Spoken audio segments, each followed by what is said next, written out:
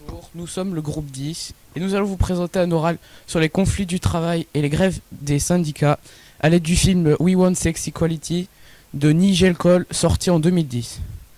Je vais d'abord vous présenter le contexte et les personnages principaux. Benjamin va vous présenter le conflit et Paul le régulateur. Le contexte. L'histoire se passe au printemps 1968 en Angleterre, à Dagenham, dans une usine Ford où on pratique le travail à la chaîne. Des ouvrières se font rétrograder et décident de faire des grèves. En voulant pousser le sujet, Rita, une ouvrière, va se rendre compte que les hommes sont mieux payés que les femmes. Alors à ce moment, le mouvement dégénère en conflit social. Rita devient la chef du mouvement. Les grévistes vont alors se mettre en grève permanente et au nom de la justice sociale, elles veulent que l'égalité salariale soit inscrite dans la loi. À la fin du film, les ouvrières auront changé le rôle de la femme dans le monde du travail. Les personnages principaux. Rita, mère de 2 enfants et ouvrière couturière spécialisée, est la personne qui mène le conflit.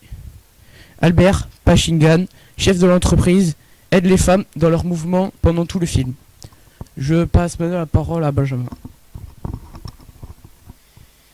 Le conflit. Les ouvrières apprennent qu'elles vont être déclassées en tant qu'ouvrières non qualifiées. Les ouvrières font grève pour avoir le même salaire que les hommes. Pour se faire entendre, les ouvrières font grève, des piquets de grève. Elles refusent les heures supplémentaires. Elles font des manifestations, des meetings avec le syndicat et des slogans. Le conflit se conclut par l'État qui décide d'augmenter le salaire des femmes et qui s'engage à proposer une loi sur l'égalité salariale pour que les ouvrières reprennent le travail. Je passe la parole à mon camarade Gabriel. Paul. L'État a réglementé les syndicats afin de limiter les grèves qui ralentissent l'économie du pays par la non-productivité. C'est la secrétaire d'État à l'emploi et à la productivité, Barbara Castle, qui va s'en charger. Elle va avant tout essayer de stopper la grève, puis elle sera entraînée dans le conflit en tant que soutien et allié pour les grévistes. En effet, Barbara Castle est élue du Parti travailliste tout au long de sa carrière dans la vie réelle.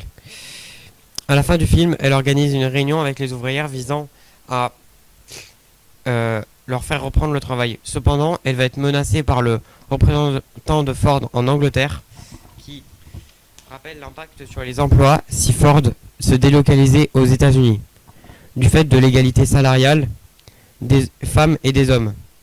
Effectivement, le salaire des femmes s'élevant à 50% de celui des hommes, cela entraînerait une augmentation du budget destiné au salaire des hommes et des femmes de 1/3, ce qui est le gouvernement à lui va d'abord fournir une caisse de grève pour garantir aux ouvrières un revenu aux ouvrières qui fonctionne par le fait que lors de périodes d'activité, les membres du syndicat ont versé de l'argent pour garantir de longues grèves.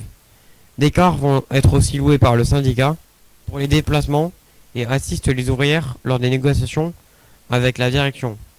Mais en tant que régulateur, il doit accepter des compromis impossibles pour les ouvriers du fait de la majorité d'ouvriers à l'usine et de ce fait de la minorité d'ouvrières qu'on considère donc moins importante. Sous la menace de dire que le syndicat lui permet et que la grève pourrait stopper non seulement par la non-production du fait de la grève, mais aussi abouti et par le représentant du syndicat, Monty Taylor, stopper la grève. Précisons aussi que les syndicats sont reconnus en 1801 qu'en Angleterre, et donc l'ensemble des syndicats alors qu'ils seront reconnus en France en 1884. Disons aussi qu'il n'y a pas de droit fondamental de grève au Royaume-Uni. Toutefois, si les syndicats organisent légalement une action collective, ils sont protégés de toute poursuite. Le film montre que les syndicats et l'État peuvent être des régulateurs, mais ils peuvent aussi s'affronter comme en ce moment sur le sujet de la réforme des retraites.